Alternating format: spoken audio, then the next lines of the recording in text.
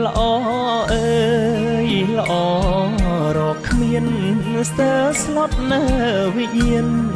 ពេលណារៀមបងបានយល់ភក្ត្រាក្នុងចិត្តជ្រួលច្របល់ខ្វល់ខ្លោចផ្សាព្រោះស្នេហាស្រីស្រឡាញ់ស្ទើរតែលេបចង់ក្រេបក្លិនពិសីតែរៀមមិនហ៊ាន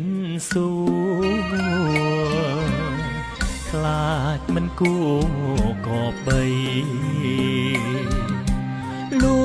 ចស្រឡាញ់ស្រស់ស្រីទុករាល់ថ្ងៃគ្មានពេលហើយលហើយ